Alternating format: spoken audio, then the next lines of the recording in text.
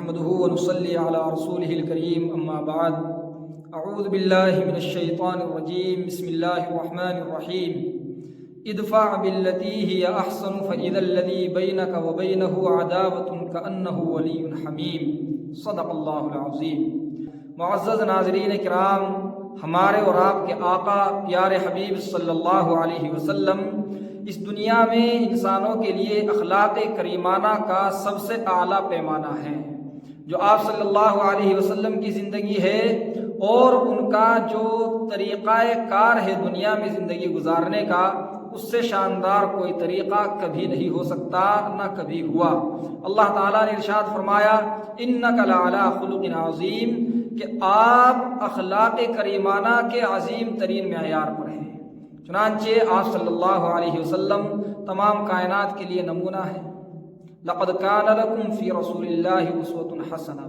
ان سب چیزوں کے ساتھ ساتھ اللہ تعالیٰ رسول پاک صلی اللہ علیہ وسلم کو ایک مشفق انداز کی طرف دعوت دیتے ہیں، ایک مشفق انداز کا حکم فرماتے ہیں کہ آپ لوگوں کے ساتھ میں ایسا برتاؤ کیجئے، ایسی اچھائی سے اور ایسی نرمی سے پیش آئیے کہ لوگ آپ کی مخالفت نہ کریں، لوگ آپ سے دور نہ جائیں، بلکہ وہ آپ کے قریب آئیں، جس کی بنا پر ان کا فائدہ ہو اور وہ برائیوں سے بچ سکیں۔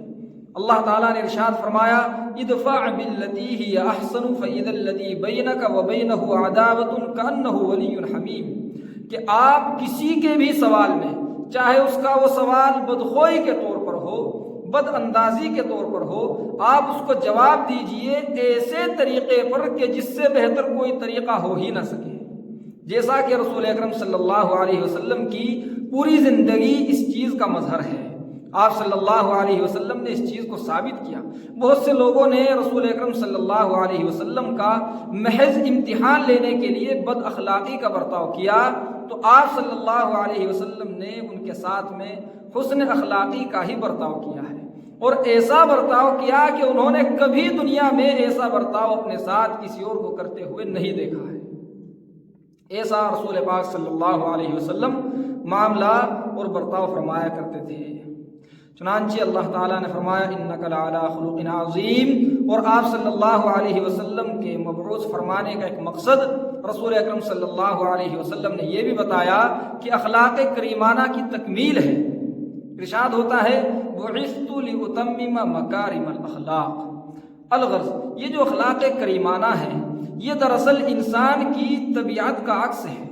جس آدمی کی طبیعت میں نرمی اور اچھائی ہوتی ہے وہ انسان ہمیشہ حسن اخلاق کو اپناتا ہے، اچھے طریقے سے ہی لوگوں سے ملتا ہے اور ان کے سوالوں کا جواب دیتا ہے، ان کے ساتھ میں بھید بھاؤ کرتا ہے۔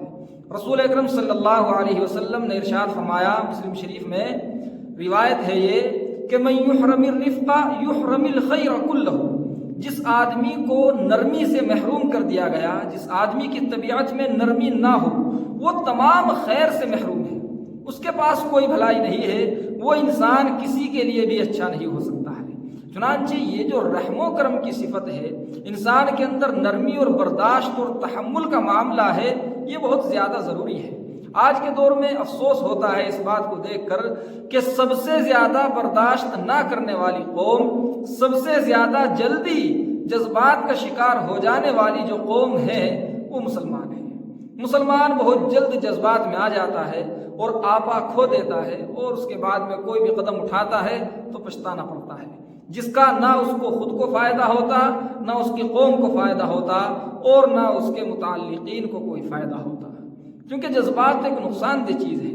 انسان کے اندر صبر و تحمل بہت زیادہ ہونا چاہیے۔ حضرت معاذ رضی اللہ تعالیٰ عنہ روایت کرتے ہیں کہ قبیلہ عبد قیس کے لوگ رسول اکرم صلی اللہ علیہ وسلم کے پاس تشریف آئے۔ رسول اکرم صلی اللہ علیہ وسلم نے ان کے جو سردار تھے حضرت اشج رضی اللہ تعالیٰ عنہ، ان سے فرمایا کہ اللہ رب العزت کو تم لوگوں کی دو خوبیاں بہت زیادہ پسند ہیں، بہت محبوب ہیں۔ وہ دو خوبیاں کیا کیا ہیں؟ الحلم والانات، ایک تو برداشت تو تمہارے اندر بہت زیادہ ہے، تم لوگ بہت جلدی غصوں میں اور جذباتوں میں نہیں آتے۔ دوسرے، تم ایک دم سے جلدی بازی نہیں کرتے بلکہ صبر و تحمل سے کام لیتے ہو، اور یہ دونوں چیزیں ہی انسان کو انسان بناتی ہیں۔ اگر انسان بے سوچے سمجھے اور بہت جلدی سے کوئی فیصلہ لے پھر آدمی میں اور جانور میں کوئی فرق نہیں رہ جاتا ہے۔ یہ وہ عیوب ہیں کہ جن کی وجہ سے آج ہم لوگ ہزاروں مصیبتوں کا شکار ہیں۔ ہمارے گھروں کے اندر سے چین و سکون ختم ہو چکا، اور اس کی ایک وجہ یہ بھی ہے کہ ہم لوگ نرم مزاجی کو چھوڑ چکے ہیں۔ نرم مزاجی ہماری طبیعتوں سے نکل چکی ہے۔ ہم لوگ اچھے معاملات، اچھے برتاؤ، حسن اخلاق کو بھول چکے ہیں، چھوڑ چکے ہیں۔ ورنہ ہونا تو یہ چاہیے کہ جیسے ہی ایک آدمی دوسرے کو دیکھے فوراً مسکرائے۔ رسول اکرم صلی اللہ علیہ وسلم ہمیشہ مسکراتے تھے۔ جو بھی کوئی آپ صلی اللہ علیہ وسلم کو دیکھتا تھا تو وہ فوراً آپ صلی اللہ علیہ وسلم کو مسکراتا ہوا پاتا تھا۔ چنانچہ یہ ہمارے آقا صلی اللہ علیہ وسلم کی تعلیم ہے، اور آج ہم ان تعلیمات سے محروم ہیں، دور ہیں۔ نتیجہ اس کا یہ ہے کہ ہماری دنیاوی زندگی بھی خراب ہو رہی ہے، اور آخرت میں تو اللہ تعالیٰ ہی خیر فرمائے۔ چنانچہ ہمیں نرمی کا برتاؤ کرنا چاہیے، اس کی عادت ڈالنی چاہیے، اور اپنے گھروں میں بھی اس کا ماحول بنانا چاہیے۔ جو آدمی غصے کا شکار ہوتا ہے وہ انسان اچھا نہیں ہوتا۔ حضرت عائشہ رضی اللہ تعالی عنہا روایت کرتی ہیں کہ رسول اکرم صلی اللہ علیہ وسلم نے ارشاد فرمایا، یا عائشۃ ان اللہ رفیق، اے عائشہ اللہ تعالی رفیق ہے، رفق کا معاملہ کرتے ہیں، نرمی کا معاملہ فرمانے والی ذات ہے اللہ کی۔ ان اللہ رفیق یحب الرفق، اور نرمی کو ہی اللہ تعالیٰ پسند بھی فرماتے ہیں۔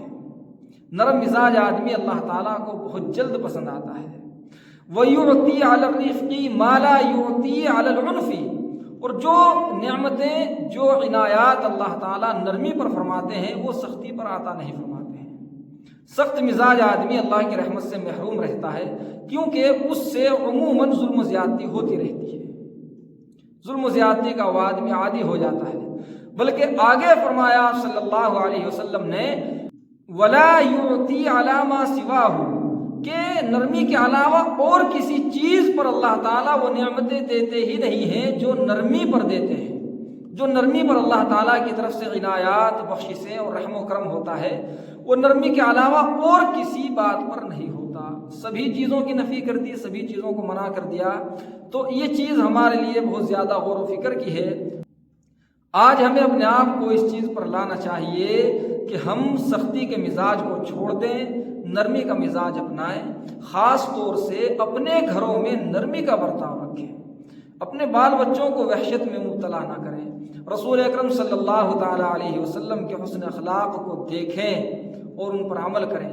ہم ان کو بھلا چکے ہیں، ان کو چھوڑ چکے ہیں، اور نتیجہ اس کا یہ ہو رہا ہے کہ ہم لوگ بری طرح سے زندگیاں گزار رہے ہیں، نہ امن و عافیت ہے، دوسرے لوگوں سے بھی ہم پریشان ہیں، اور خود اپنے مزاجوں سے بھی ہم پریشان ہیں۔ اور وجہ اس کی صرف یہ ہے کہ رسول پاک صلی اللہ علیہ وسلم ہمارے لیے جو راستہ طے کر کے گئے تھے، جس راستے پر ہم کو چلا کر کے گئے تھے، اس کو ہم چھوڑ چکے ہیں۔ اللہ تعالیٰ فرماتے ہیں کہ اگر آپ ایسا کریں گے، آپ اگر نرمی کا برتاؤ کریں گے، تو جس آدمی کے درمیان اور آپ کے درمیان دشمنی ہوگی کأنہ ولی الحمیم، وہ تو آپ کا گہرا دوست ہو جائے گا۔ کیونکہ انسان کو ضرورت ہوتی ہے ہمدردی کی۔ جیسے ہی آپ اپنے دشمن کے ساتھ بھی ہمدردی کا معاملہ اور برتاؤ کریں گے، تو اللہ نے انسانوں کی طبیعت میں یہ بات رکھی ہے کہ اس کی طبیعت متاثر ہوگی، اور اس تاثر کا اثر یہ ہوگا کہ وہ آپ کو اپنا خیر خواہ سمجھے گا، دشمنی کو ختم کر دے گا، اور آپ کی ہمدردی اپنانی شروع کر دے گا۔ چنانچہ ایک جگہ اور قرآن کریم میں اللہ تعالیٰ نے ارشاد فرمایا، وَلَوْ كُنْتَ فَظًّا غَلِيظَ الْقَلْبِ لَانفَضُّوا مِنْ حَوْلِكَ، کہ اگر آپ سخت مزاج اور بدخو ہوتے، آپ کے مزاج میں سختی ہوتی، تو یہ جو تمہارے ارد گرد اتنا بڑا مجمع جمع ہو گیا ہے، یہ جمع نہیں ہو سکتا تھا۔ یعنی اتنے سارے لوگ جو آج آپ کے ساتھ کھڑے ہیں، جس وقت میں رسول اکرم صلی اللہ علیہ وسلم کا انتقال ہوا ہے، اس وقت میں صحابہ کرام کی تعداد تقریباً 1.25 لاکھ تھی۔ تو اتنا بڑا مجمع جس نے اپنے ایمان کو بدلا اور اللہ تعالیٰ کے اوپر ایمان لے کر کے آیا، یہ مجمع اپنے آپ کو بلا وجہ نہیں بدل سکا ہے۔ رسول اکرم صلی اللہ علیہ وسلم کے اخلاق کریمانہ کو دیکھ کر لوگ سب سے زیادہ بدلے ہیں۔ چنانچہ اللہ تعالیٰ فرماتے ہیں کہ اگر آپ سخت مزاج ہوتے، بدخو ہوتے، تو یہ اتنا بڑا مجمع آپ کے ساتھ میں نہیں لگ سکتا تھا، آپ کے ساتھ میں جمع نہیں ہو سکتا تھا۔ یہ بڑی حکمت ہے، یعنی اسلام کے پھیلنے میں اس چیز سے، قرآن پاک کی آیت سے ہمیں یہ ثبوت ملتا ہے کہ اسلام کے پھیلنے میں شروع سے ہی اخلاق حسنہ کا بڑا کردار رہا ہے۔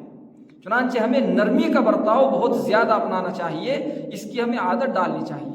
جب انسان لوگوں کو معاف کرتا ہے، اپنے چھوٹوں کو معاف کرتا ہے، ان کے اوپر شفقت کرتا ہے، تو اللہ تعالیٰ انسان کو معاف کرتے ہیں، کیونکہ یہ انسان بھی کسی کا چھوٹا ہے۔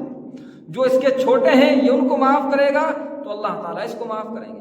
اس لیے آدمی کو چاہیے کہ ہمیشہ نرمی کا معاملہ رکھے، عفو درگزر سے کام لے۔ قرآن کریم میں اللہ تعالیٰ نے اس کا حکم فرمایا ہے، فاعف عنہم واستغفر لہم، آپ ان کو معاف کیا کیجئے اور ان کے لیے باقاعدہ استغفار بھی کیا کیجئے۔ اللہ سے دعا کیجئے کہ اللہ تعالیٰ ہمیں عمل کرنے کی توفیق عطا فرمائے۔ وما علینا الا